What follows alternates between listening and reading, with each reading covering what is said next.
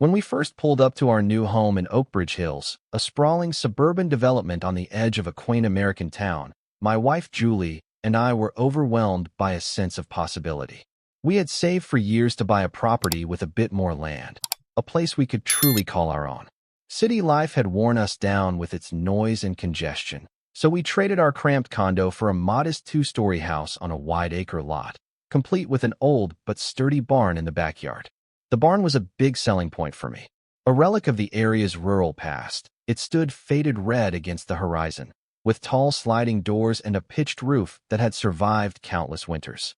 I saw endless potential in that barn, maybe a small workshop for my woodworking hobby, or a quiet space to store gardening equipment. It felt symbolic, too, a nod to simpler times, a refuge away from the rigid schedules and busy streets we'd left behind. Oakbridge Hills, on the surface, was a suburban paradise. The houses all looked well-maintained, each yard neatly trimmed, and the local park boasted manicured fields where children played. People seemed friendly enough, neighbors waved as we drove in, and a few even stopped by our mailbox to say hello. Yet, beneath the gleaming exteriors and perfectly arranged flower beds, there was something else stirring. We'd soon learn that this community was tightly governed by an HOA, Homeowners Association, with an iron grip on every aspect of neighborhood life. Within hours of our arrival, a small cluster of residents dropped off a glossy folder of HOA documents. I rummaged through them, finding pages upon pages of rules, lawn height regulations, paint color palettes, guidelines on mailbox designs. Then, at the bottom of the stack, I discovered a line in bold text. No unauthorized structures or outbuildings, including barns, sheds, or large storage units, shall remain on any property without written approval from the HOA board. A small chill prickled the back of my neck.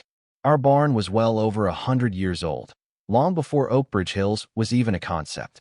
We had assumed it would be grandfathered in. Had no one mentioned it when we bought the property? Our real estate agent had brushed off the concern, saying something about how older structures generally predated HOA rules. At the time, I hadn't considered it a big deal. Little did I know how much trouble that barn would cause, and how far some members of the HOA were willing to go to enforce their will. We hadn't even finished unpacking before a stern-looking woman marched up our driveway, clipboard in hand. She wore a crisp navy blazer despite the summer heat, and her hair was coiffed into a practical yet severe style. She introduced herself as Beverly Archer, but I'd later learn the neighborhood's nickname for her was Karen, owing to her overbearing, entitled demeanor. She flashed a tight smile that didn't reach her eyes. "Hello there. I'm Beverly, chairwoman of the Oakbridge Hills HOA. I'm here to ensure you're settling in and aware of our guidelines." Julie, my wife, offered a friendly greeting, but Beverly hardly acknowledged her. Instead, she fixed her eyes on the barn behind our home. It was clearly her main target. "That's quite a large structure," Beverly said, lips pursed. "I trust you've read our bylaws regarding outbuildings." I swallowed the unease creeping up my spine. "Yes, we've reviewed the documents, but we assumed this barn was grandfathered in." Beverly sniffed. "We have no official record granting it an exception. The developer intended for Oakbridge Hills to have a uniform aesthetic, modern homes, tasteful yards, no farm buildings. I'm afraid we'll need to discuss this in detail at the next HOA meeting." Her tone made it clear. She was not a fan of the barn. I tried to reason with her, explaining that it had historical value and that we hoped to restore it rather than tear it down. She barely listened before cutting me off. "I understand your passion, but we must keep the neighborhood's standards in mind. We'll address this promptly." Without waiting for a reply, Beverly pivoted on her heel and strode off, leaving me and Julie in a cloud of worry. We exchanged glances, realizing we'd just met the self-appointed tyrant of Oakbridge Hills, the kind of HOA enforcer who enjoyed meddling in every detail of her neighbors' lives. Little did we know how relentless she could be, or how far she'd go to get rid of a simple barn. Over the next few days, while I worked to settle in, I struck up conversations with various neighbors to gauge the neighborhood's vibe. Folks were generally polite but cautious, especially when the topic of Beverly, Karen, and the HOA came up. They'd lower their voices and glance around, as if expecting her to appear at any moment.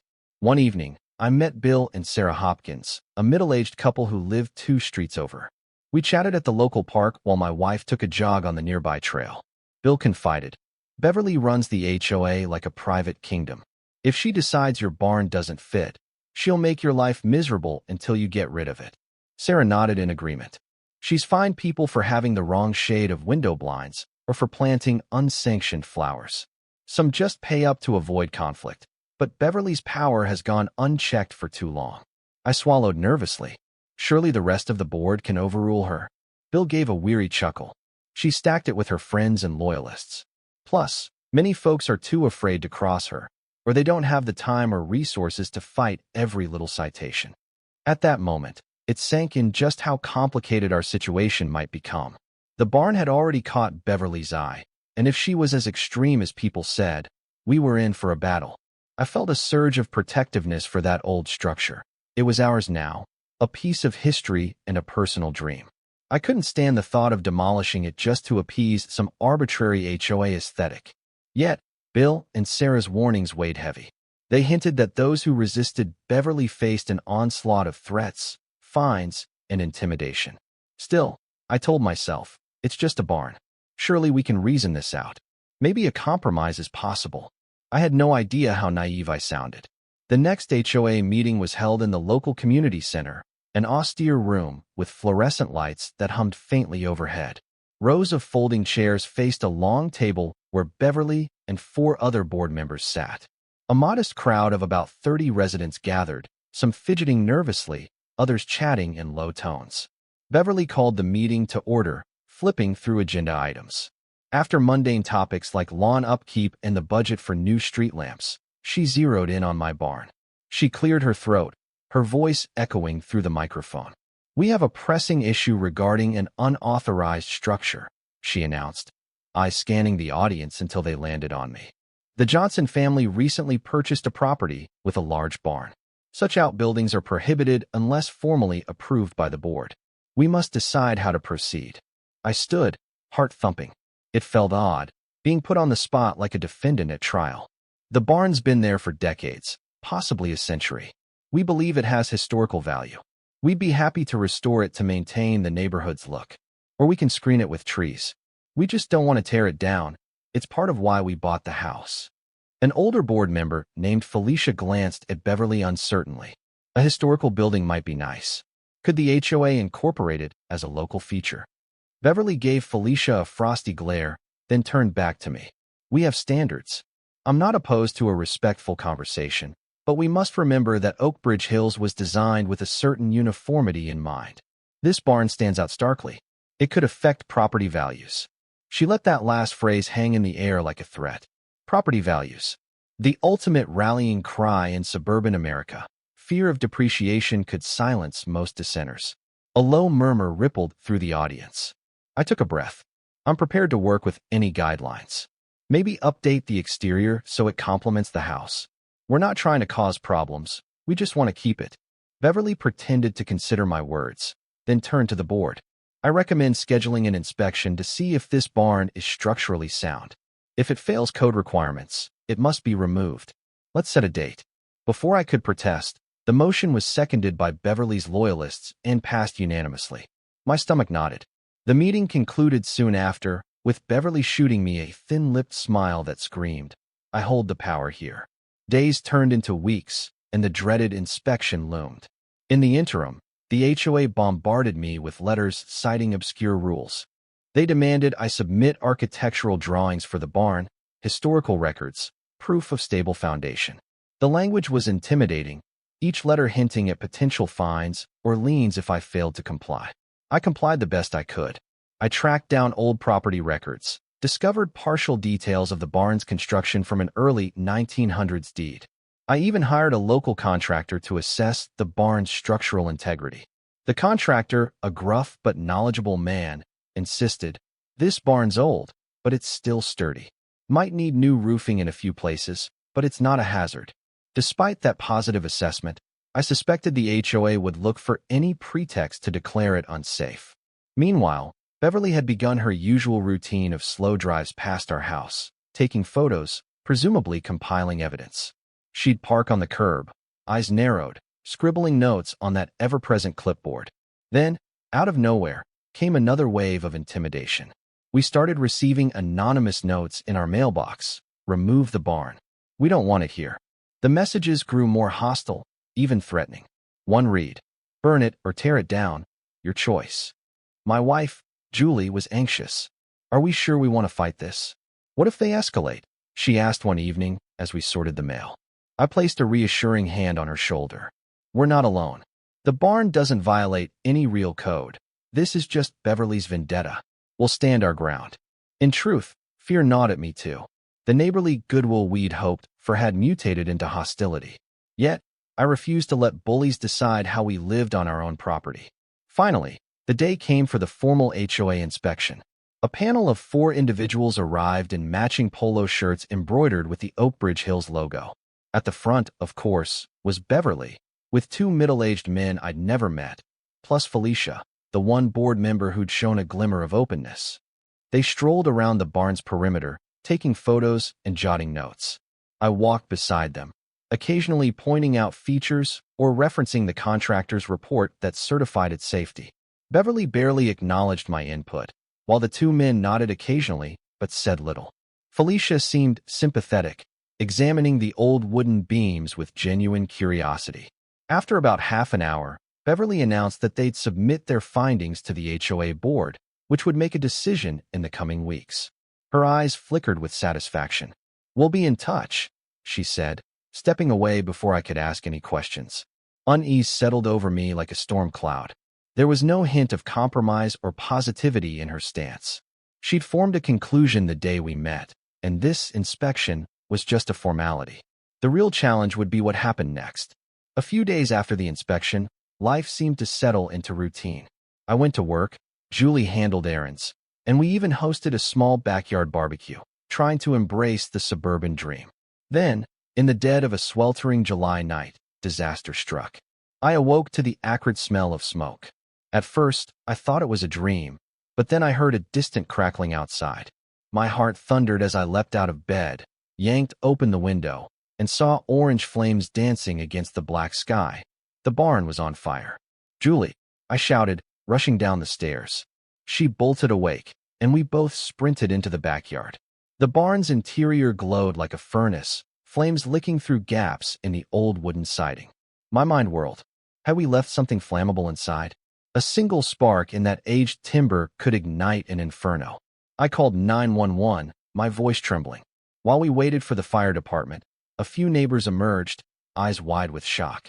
Someone grabbed a garden hose and tried to spray the flames, but it was futile. The blaze was too intense.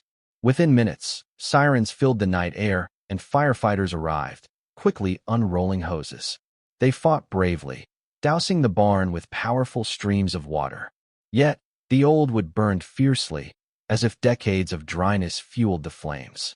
Embers soared upward, lighting the sky with an eerie glow. At last, the fire was contained, but not before the barn was reduced to a smoldering ruin. Charred beams jutted out like skeletal remains of what once was. My chest tightened at the sight, tears burning in my eyes. That beautiful, historic structure was gone, and along with it, the future we'd planned for it. Julie clung to me.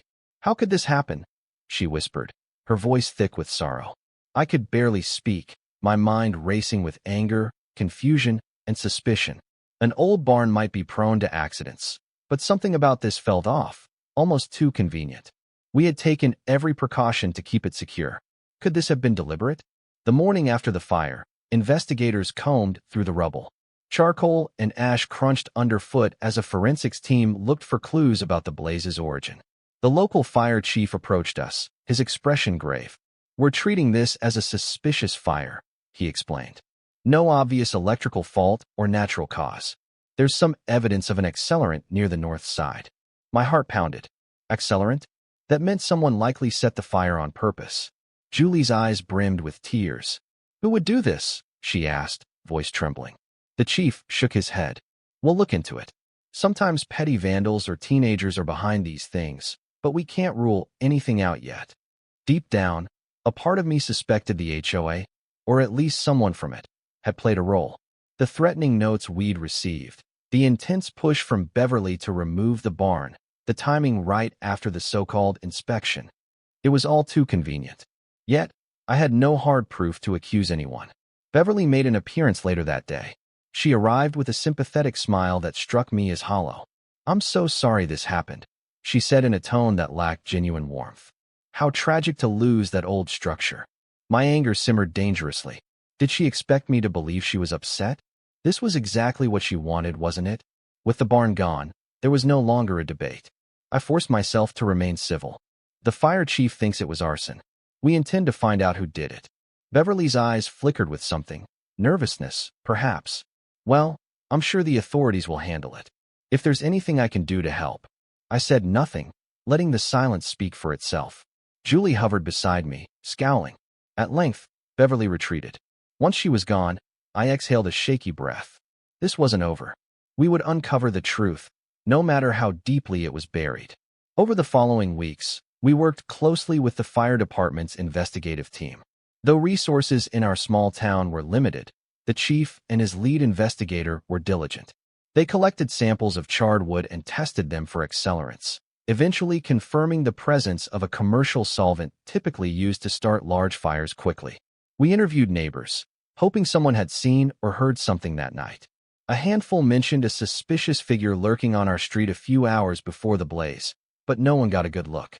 Another neighbor recalled seeing a dark SUV idling near our house late in the evening, but the headlights were off, so they couldn't identify the driver. Frustratingly, that was the extent of the leads, nothing conclusive. Our street didn't have many security cameras, and the municipal cameras at the intersection were too far to capture anything useful. As the police investigation dragged on, the official stance was that we lacked enough evidence to charge anyone. Meanwhile, I couldn't shake my suspicions about Beverly. I doubted she would have set the fire personally. She seemed more of a delegate the dirty work type. But if she had orchestrated it, how could I prove it? One unexpected break came when Bill Hopkins stopped by with a serious look on his face. He handed me a small thumb drive. "I got this from a friend who handles the HOA's security cameras at the front gate," he said quietly. "I think you'll find something interesting." That same evening, I watched the footage on my laptop. The gate's camera, which monitored cars entering and exiting, caught every license plate. On the night of the fire, at around 11 p.m., a black SUV left the neighborhood through the main gate. 10 minutes later, it returned. The plate was partially obscured, but the first few digits matched Beverly's own vehicle registration, something Bill recognized from prior HOA paperwork. A chill coursed through me. Why would Beverly leave the community at that odd hour, only to come back so quickly? The barn fire started just after midnight, but if she had been making some kind of arrangement, that timing could fit. Though this wasn't a smoking gun, she could claim any reason for a quick errand. It fueled my suspicion. I showed the footage to the lead investigator, who also found it noteworthy but insufficient for an arrest. "We can't place her at the barn, and the time gap is too large," he said. "Keep digging. Maybe we'll find more." My resolve hardened. If Beverly had any role in this crime, I would make sure she faced consequences. Word spread fast through Oakbridge Hills about the barn fire. Some neighbors expressed genuine sympathy, while others whispered that we'd brought it on ourselves by refusing to remove the eyesore. A rumor floated around that I might have burned the barn for insurance money, a vile suggestion that left me fuming. That rumor, of course, aligned nicely with the HOA's agenda, discrediting me so I'd drop any idea of accusing them. With the barn gone, there was no immediate reason for the HOA to cite us. But the memory of flames engulfing my property lingered like a permanent scar. We began receiving letters from Beverly about barn debris that needed removing, threatening fines if we didn't clear it quickly. It felt like a final insult. One afternoon, Felicia, the board member who'd shown some kindness, knocked on our door. She looked uneasy, glancing around to ensure no one else was watching. "I need to tell you something," she said in a hushed tone. "I believe the HOA meeting minutes are being falsified, especially the notes about your barn. Beverly's been removing or rewriting certain sections. She's controlling the official records." My jaw tightened. "She's covering her tracks?" Felicia nodded, eyes darting nervously. "I can't prove it yet, but the official documents don't match what was discussed. There's no mention of compromise. They say the board unanimously wanted the barn demolished. It's like she's rewriting history to justify drastic action." Though Felicia couldn't risk openly defying Beverly, she promised to keep me informed. It was a small but crucial piece of the puzzle. Beverly was systematically erasing any evidence that the board had considered allowing our barn to remain. She was building a narrative that everyone wanted it gone. If that was her story, it might hint at deeper conspiracies to ensure the barn would be gone, no matter the method. Anger consumed me every time I looked at the charred remains of our barn. I had to do something more than just wait for the police to press charges. The idea of a lawsuit began forming in my mind. Could we hold the HOA, and specifically Beverly, liable for the loss? I spoke with a local attorney, Mark Delaney, known for taking on civil disputes against HOAs.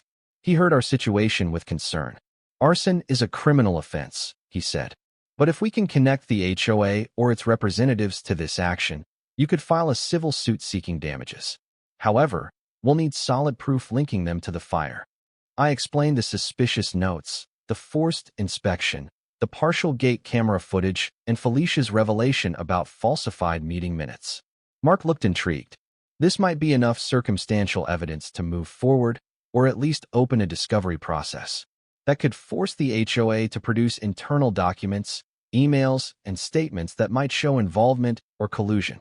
He cautioned that lawsuits were time-consuming and stressful, with no guarantee of success. The HOA had resources, paid through dues from hundreds of residents, and Beverly surely had allies. But the prospect of a real investigation, shining a spotlight on the board's actions, made me feel a spark of hope.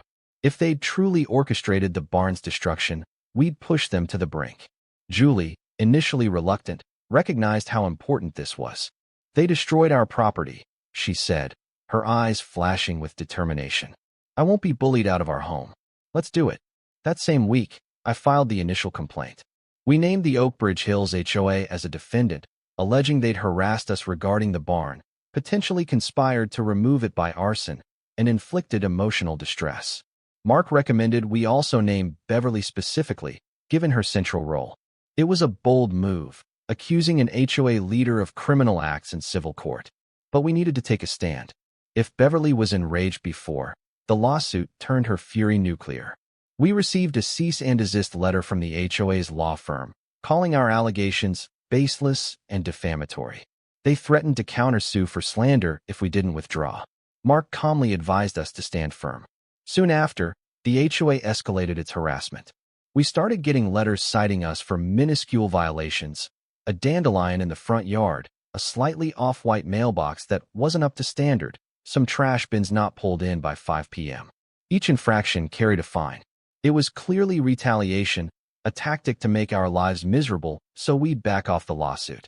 One afternoon, a tow truck arrived to remove my car from the street, claiming it had been parked for more than 4 hours in violation of a new rule the HOA had quietly passed. I managed to stop them just in time, waving my keys and demanding they leave. The driver apologized, saying he was just following the board's instructions. Neighbors looked on uneasily, many feeling sympathy but too scared to intervene.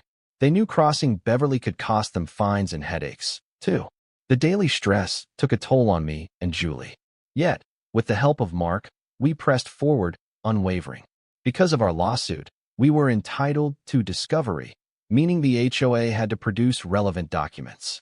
We requested emails, meeting minutes, communications about the barn, and the background of any security or maintenance decisions involving that portion of the neighborhood. Meanwhile, Felicia quietly slipped me more details about the board's internal workings. She confirmed Beverly had a closed-door session days before the fire, discussing the urgent removal of the Johnson barn. She couldn't prove they'd planned an arson, but the timing was suspicious enough to raise eyebrows. The stage was set for a legal showdown. We had no idea how ugly it would become, or how high the stakes would climb. Amid the turmoil, we found unexpected allies within the community. Some residents came forward with their own stories of Beverly's bullying, monstrous fines for trivial issues, forced repainting of homes, intimidation tactics to keep the neighborhood uniform. A few had privately complained to the city about the HOA's overreach, but never pursued legal action. Hearing our story emboldened them. A small support group formed around us, sharing tips on how to document interactions with Beverly and the board. They contributed letters showing patterns of harassment and statements about how the HOA singled out homes that didn't conform to Beverly's personal standards. One particularly compelling account came from Thomas and Gwen, who had lived in Oakbridge Hills for over a decade. He described how Beverly threatened him with fines for having a cultural festival in his backyard, something about unauthorized gatherings. Thomas believed she acted out of prejudice, but he lacked concrete evidence. Nevertheless, his experience highlighted the extent of her control. She felt entitled to micromanage residents' personal events. This growing chorus of discontent, combined with depositions from these neighbors, strengthened our lawsuit. The more stories we gathered, the clearer it became that the HOA, under Beverly's leadership, had turned into a draconian entity, punishing anyone who didn't conform. But the question remained, could we link them directly to the barn's fire, or at least prove they orchestrated it? That was the crucial piece for a massive damages claim. In a civil trial, the standard is a preponderance of the evidence, not beyond a reasonable doubt. Even if we couldn't identify the exact person who lit the match, we might show the HOA set the stage and tacitly approved it. As discovery progressed, Mark and I pored over emails and meeting records the HOA grudgingly turned over. Most were mundane, discussions about landscaping contracts, budgets for a new playground, and so on. Yet, we began noticing anomalies. Certain email chains cut off abruptly. Attachments were missing. Some internal messages were suspiciously deleted. We filed motions to compel the HOA to release all relevant documents. The judge overseeing our civil case granted these motions, scolding the HOA's legal team for withholding information. Slowly, more files trickled in. Then we stumbled upon an innocuous-sounding email chain titled Barn Removal Strategies.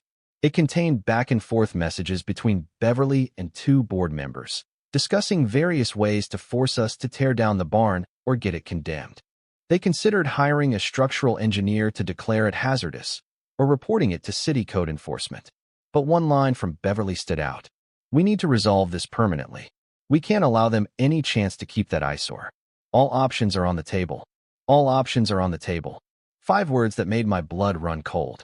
Mark explained that while it wasn't a direct admission of planning an arson, it showed Beverly's willingness to take extreme measures. Combined with other evidence, like the suspicious gate camera footage, it painted a picture of an HOA leader who might have encouraged or at least condoned illegal actions to destroy the barn.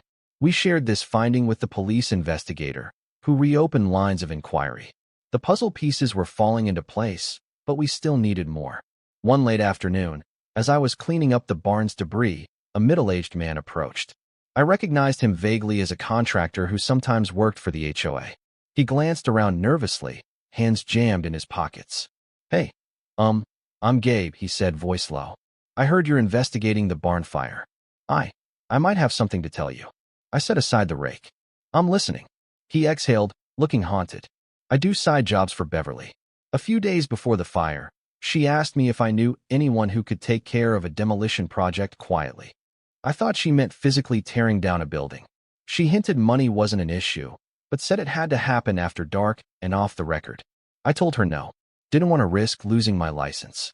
Next thing I know, the barn burns down. My pulse quickened. Why come forward now? Gabe shrugged miserably. My conscience. I can't prove she arranged it, but she was fishing for someone to do something illegal. Maybe I should have told the cops sooner, but I was afraid. She's got connections. I don't want my business destroyed.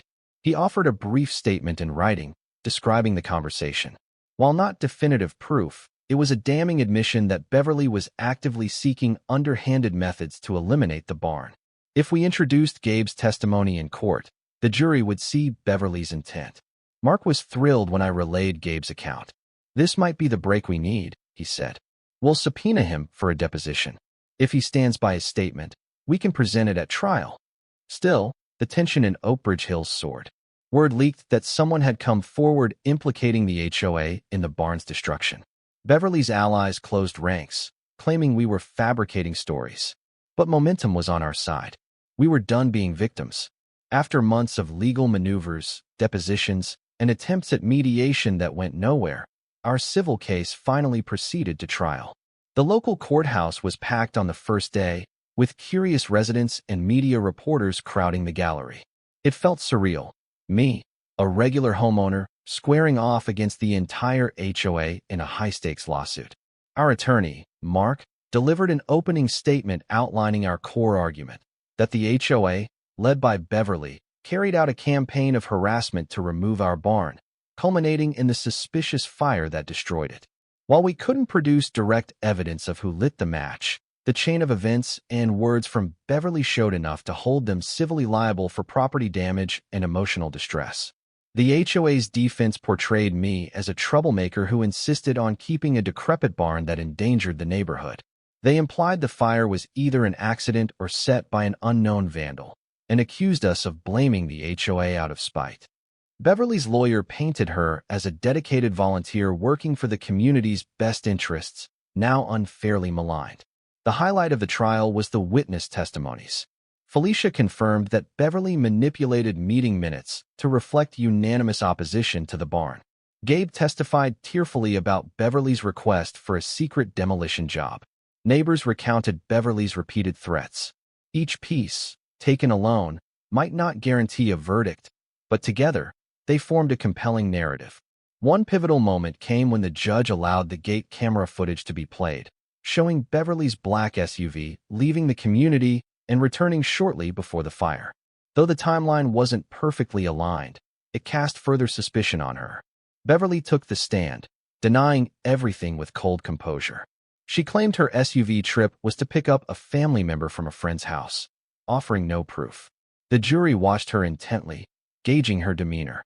A few times, she slipped. Her frustration boiled over, and she accused me of failing to abide by the HOA's aesthetic, sneering that the barn was a blight no one wanted.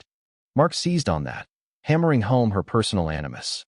By the time the trial neared its end, the tension was electric. On the final day, both sides gave closing arguments.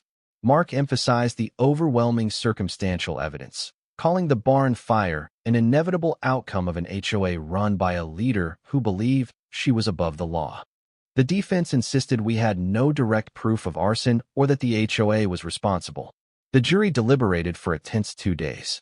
Julie and I paced our living room, checked our phones endlessly, and prayed for justice. When the call came that a verdict was reached, my stomach churned. We filed into the courtroom, hearts pounding. The foreperson stood, clearing his throat. We, the jury, find in favor of the plaintiffs, the Johnsons, on the counts of property destruction and emotional distress. We award damages in the amount of $800,000. A hushed gasp swept the gallery. My eyes widened. $800,000, an enormous sum, far more than the barn's replacement cost. It signaled the jury's recognition of malicious intent and the need to punish the HOA's behavior. Beverly went pale, her lawyer's jaw dropping. Mark squeezed my shoulder, a triumphant grin on his face. The judge read additional notes from the jury, stating they found the HOA's actions outrageously reckless, though the specifics of criminal charges would be left to law enforcement. For civil liability, their verdict was final. My body shook with a mix of relief and amazement. Outside the courthouse, reporters clamored for interviews.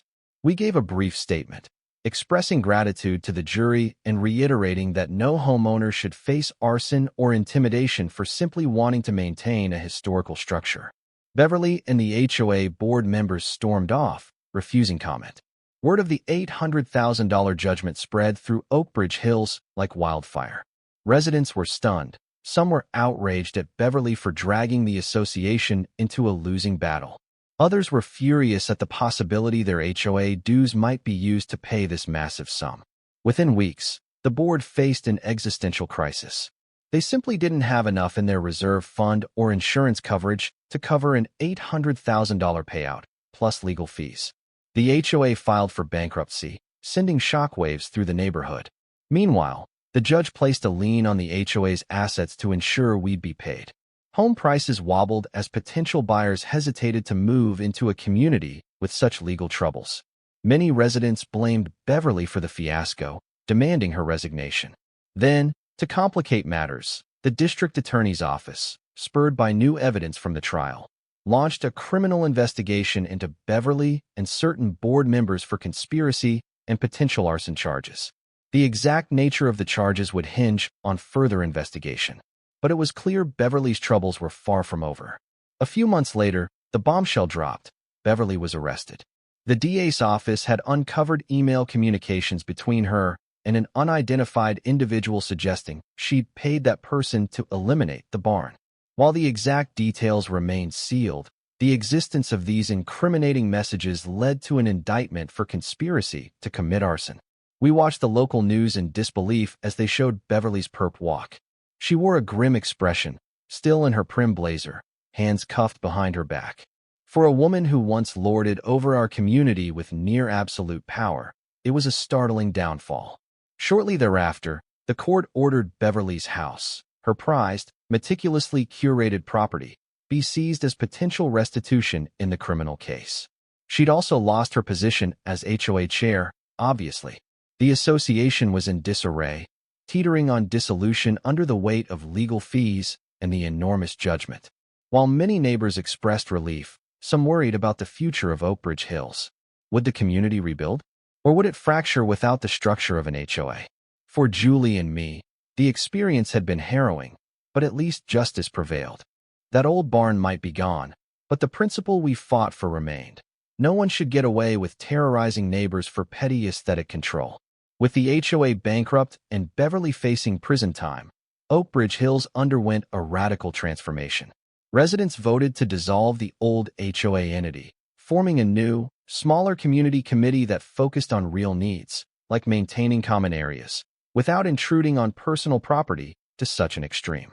We used a portion of our legal award to rebuild on the barn's footprint. Rather than a full-scale barn, we constructed a modest workshop with a classic barn-like facade, honoring the original structure's heritage. The city recognized it as a historical homage, even granting us a small plaque commemorating the site's past. Though the ordeal had been painful and costly, we emerged stronger. Neighbors banded together, forging a sense of camaraderie that never existed under Beverly's iron rule. We shared potlucks, organized volunteer days, and found ways to make Oakbridge Hills a genuine community, one built on understanding and mutual respect, not fear. Meanwhile, Beverly's trial ended in a plea deal. She admitted to conspiring to destroy the barn through an accomplice in exchange for a reduced sentence. She spent several years behind bars, lost her home, and was widely regarded as the cautionary tale of HOA overreach. As for Julie and me, we took comfort in our new workshop, the silhouette of its peaked roof a gentle reminder of what once stood, and how far we were willing to go to defend our right to keep it. Whenever I step inside to tinker with a carpentry project or store gardening tools, I remember the night of the fire and the trials that followed. It still hurts to think about that century-old barn turned to ash. But we found redemption in rebuilding, standing up to bullies, and helping reshape a neighborhood that had lost its way. In the end, we won, not just in court, but in our community. We showed that even the most controlling HOA Karen could be held accountable when she crossed the line into criminal territory. The $800,000 verdict and the subsequent bankruptcy was more than a financial victory. It was a signal to every homeowner facing oppression that justice is possible. And that justice, more often than not, begins with a single act of defiance, refusing to let someone else's arrogance dictate your life. Today, Oakbridge Hills is quieter, friendlier, and free of Beverly's meddling. A new generation of residents, unafraid of petty citations, embraces the freedom to paint their doors bold colors or plant wildflowers in their yards without fear of fines. The memory of the barn fire remains a dark chapter in the community's history, but also a turning point, reminding everyone that the thirst for control can have devastating consequences.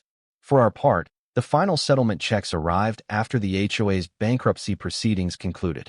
We used much of the money to upgrade our property responsibly: solar panels, better insulation, some landscaping that fosters local wildlife.